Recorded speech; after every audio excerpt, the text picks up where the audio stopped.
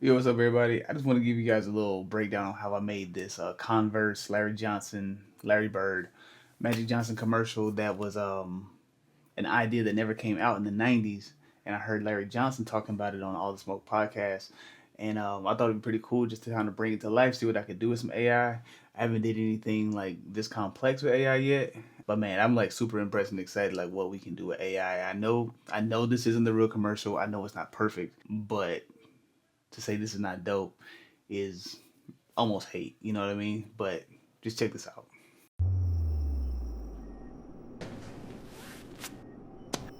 This is gonna be a tough one.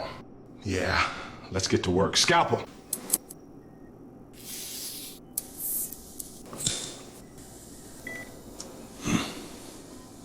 We're finished. The perfect basketball player. Only one thing left. What's that? We gotta name him. Oh, that's easy. Larry! Larry? Yeah, Larry. Strong name. Winner's name. No. Johnson. Johnson is a last name. A great last name. Larry. Johnson. Larry. Johnson. Larry Johnson! Larry Johnson.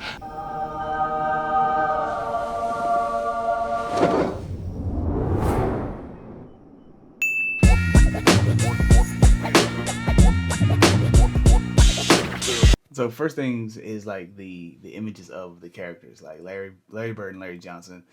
Um, you know, pretty consistent on how they really look. And with Nano Banana Pro 2, you can really get close. You don't even have to have any reference images really when it comes to famous people, because they just go ahead and search the web for it. All you gotta do is type in Larry Bird, blah blah blah blah blah. And yeah, but I did go ahead and make like a character sheet for both of them. Let me show you. So I started off with this. So Larry, this is Magic Johnson character sheet, and here's Larry Bird's right here. And then I went through and I broke it up like this too, just to give angles of each one of them. When I broke it up like that, and then I used that with every image that I generated. So from that character sheet, this is how you want to create your images, and you want to upload those character sheets to every image you create that has the character in it. So for example, if I wanted a picture of Magic Johnson in the hospital about to perform surgery, I would take this image of him, this character sheet, got all angles of him. I would throw it into Nano Banana 2 right here.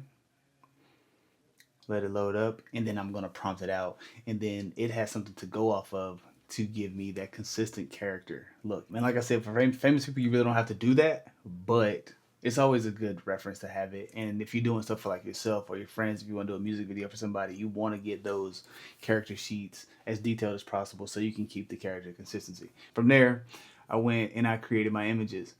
And guys, for this actual project, let's see, I created and kept 56 images. So to get it right, it's just a trial and error type of thing. It's just prompting and reprompting, prompting and reprompting, testing and retesting. And so it's not just a plug and play type of thing, guys. It can get really time consuming. This project actually took me like 4 or 5 days to complete. I mean, honestly, if I would have locked in for like a day, like if I would have just locked in, but you know, I can't do that. I got a baby and all. I probably could have got it done in like 2 days, but like I'm saying, it's time consuming, bro. So you want to just keep testing and retesting. Like here, you see like Magic Johnson looks old, like the older version. Like here's a young one, but let's see if I can go and find another.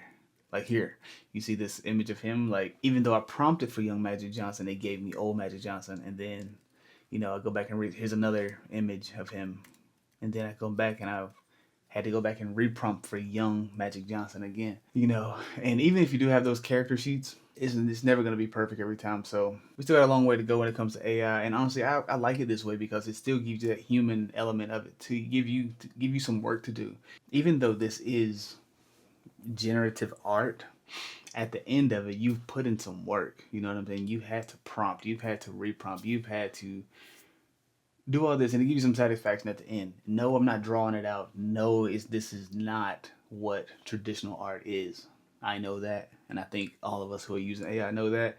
So there's no need for the comments. I don't believe, you know, I think we know these are two different things, and I think people just need to go ahead and realize that these are two different things. You know, sometimes you get the same result, but the paths are different.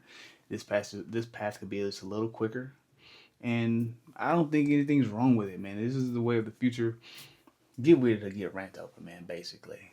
Anyway, after I got these images, like I said, I did 56 images prompted, and it's probably more than that because I probably deleted some. 57 usable images. So with those images, you're going to generate your actual clips, your video files. So what you're gonna do is go over to Kling 3.0, and we're right here in Kling 3.0 now. And what you're gonna do is use the start frame. Those images are gonna be a start frame for your scene. You know, so let's go just for an example. Take let's go right here. This is Larry Johnson. This is the ending scene. After it zooms into his face, he's here with a still face, and then you're gonna end up with this, right? So what you do is you're gonna throw Larry Johnson into the start frame, and you're gonna throw a prompt in of Larry Johnson smiles into camera, and shows his gold tooth. Camera doesn't move. I always put that. If it's a static shot, make sure it's a static shot. You can say static scene, static shot. I just always put camera doesn't move. And what you can do, you can just ride with that, but you can put an ending frame. You can generate another image of him smiling, like this right here. Put that there. Throw it as the end frame. If you like that scene right there, put that as end frame. And so what it's going to do is going to start with this and then end there. And then you just go ahead and generate it, and boom, you got your two perfect start and end frame. So it honestly makes it pretty easy if you do that. If you just let AI guess, you're going to be in a world of hurt, and you're going to be using up all your credits. So I advise generating your images, your start frames, and sometimes your end frames if you got them, but most importantly your start frames. Give it a start frame, give it an idea of what you want, so you're not wasting your credits. Also, prompting. This prompt right here is very basic, right? Very basic. If you have something like, because this is a very basic scene that was about to happen, but also I would throw this into ChatGPT and tell it like, yo, optimize this prompt for Kling 3.0, and then it'll go in and do its thing, give it a really well instructed prompt that was going to tell Kling 3.0 exactly what to do, so it's not guessing at all, you know. But yeah, from there, man, after I've generated all my scenes, all my clips, got all my clips here for this project, I generated, there's 56 usable clips. I generated way more than that, probably close to 100, because prompting, testing, you know what I mean? It's never going to be easy, guys. It's never just going to be plug and play. But anyway, if you love, once you get into it and you start liking it, it actually gets fun. So 56 clips, usable clips, take them, and I'm going to throw them into my Adobe Premiere Pro. And this is where the magic happens. So you take these scenes, and you're gonna piece them all together. You're gonna edit them, and this is where me personally, as an editor, I get to shine. I get to start putting that feeling on it, because you can take these clips. All these clips I generated were at least 3 seconds long. Kling lets you at the minimum you can, with Kling 3.0, minimum is 3 seconds. So all these clips are at least 3 seconds long. Sometimes I push it out further to like 5 or 6, just for timing purposes if they was having a conversation back and forth. But they're at least 3 seconds. But look at this scene right here. Like, what happens is, like this scene right here, 2 seconds. This right here, not even half a second long. This is where you start putting your feeling on it as an editor and as a creative. This is what AI can't do right here. It start putting the feeling and stuff on it, you know. The editing is what brings it to life, you know. And then from there, I did sound effects. And then I took all that into my FL Studio. So after I got all my scenes spaced out and timed the way I want them in my sequence inside of Premiere Pro, got them right here, boom, boom, boom. Pretty much got it. Then I go back and I do my sound effects, and I do my mixing for my sound.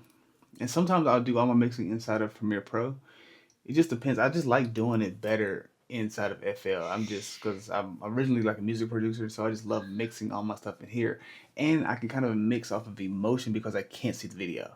Sometimes when I see the video, I kind of start doing stuff like it's supposed to be, but if I can just hear it, I can just do it off the feeling. You know what I mean? If that makes sense. I don't know, but anyway, this right here, and I use all my sound effects from Ocular Sounds.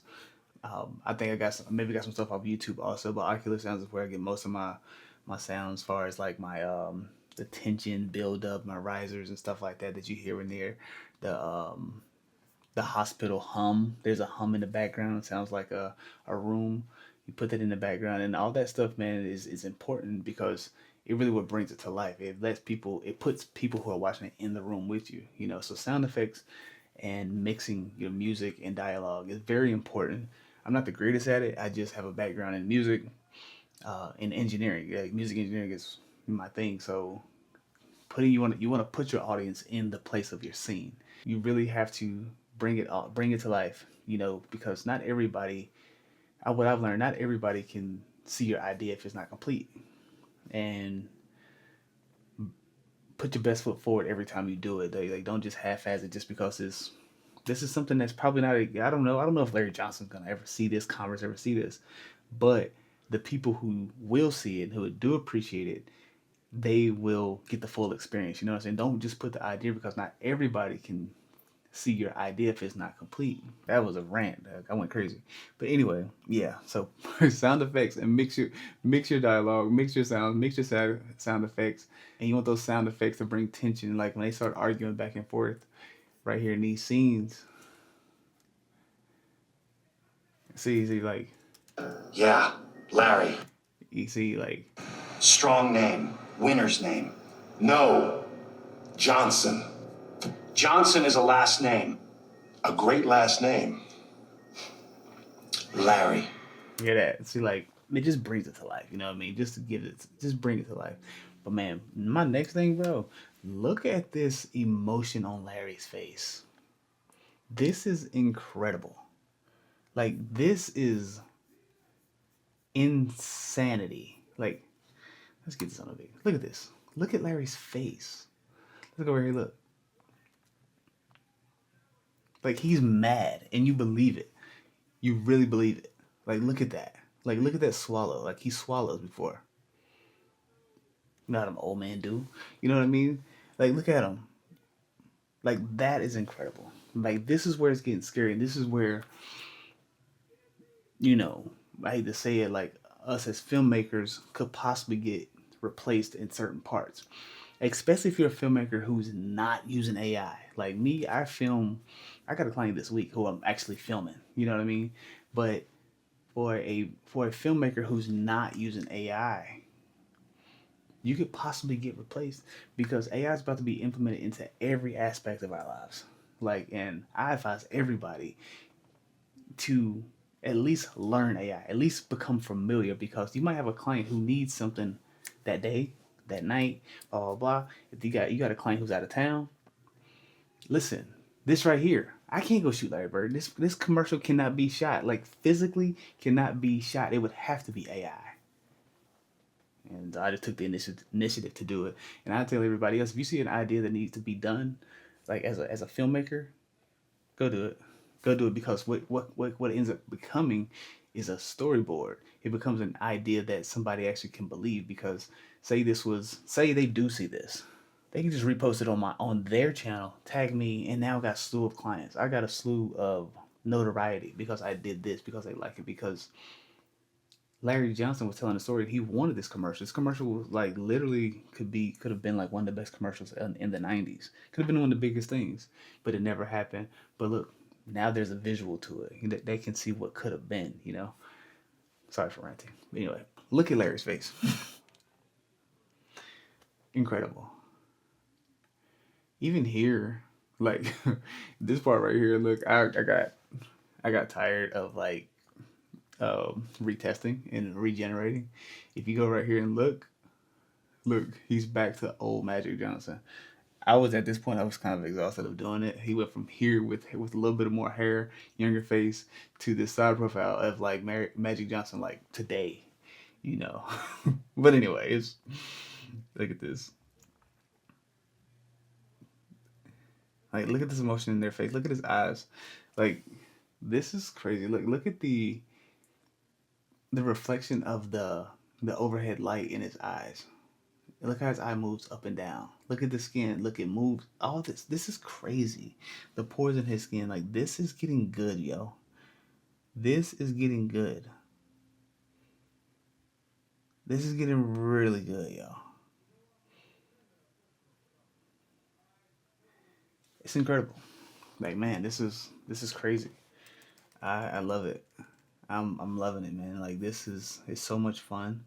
Like I said, it's not this isn't perfect yet. This isn't AI isn't perfect, but man, it's damn sure good. I tell you that. It's damn sure good. From there, man, let me tell you what I do and why is it not on there. Oh, so that's it. Okay. So from there, what I do after I got everything done, I got my sound design done. Everything's complete. I'm happy with my edit. It's a complete commercial. Not yet.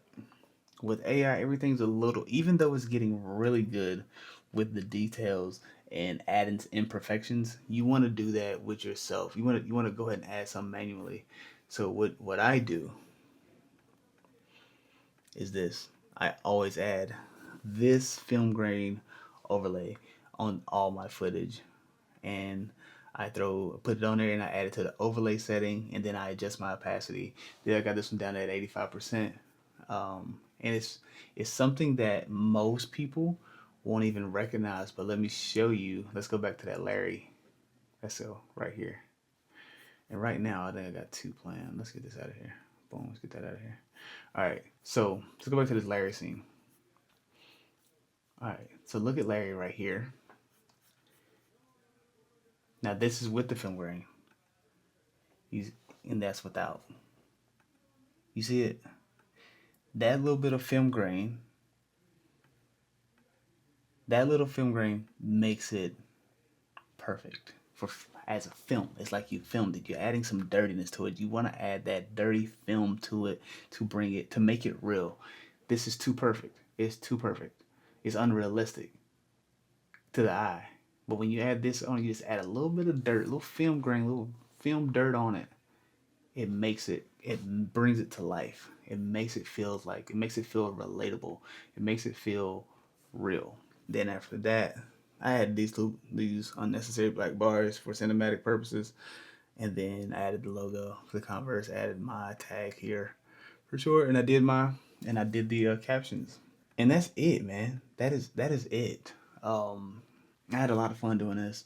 I really hope Larry Johnson or somebody from Converse, somebody from somewhere can see this and see that, um, see that I brought this to life, and I feel like it's at a really good. I feel like it's really good quality. I feel like it's came out really good, and I hope that this helped any any of you filmmakers or editors or AI artists out here to show what you can really do. It's not just for dancing videos and stuff like that. We can really produce some cinematic, meaningful things using AI. And I'll go again, like I say every time. You can use this as a storyboard. You can use this as an idea to pitch for someone. I could have pitched this. You can make the same thing about something else for a company who needs it to tell a story about their brand using AI. Use that and be like, hey, I saw this vision for your company. This is what we can make happen. You know what I mean? And you pitch it to them that way. You go ahead and generate it in AI and tell them, hey, if you want this done, you could use this. We could work out something to where we use this one, or I could come out and film and produce a commercial, an ad for your company and get the real feeling for it. This is just what I seen. You know what I mean? You pitch it to them so they can see your vision, because emailing, texting, DM, and saying, hey, your company needs a commercial, not everybody can see it.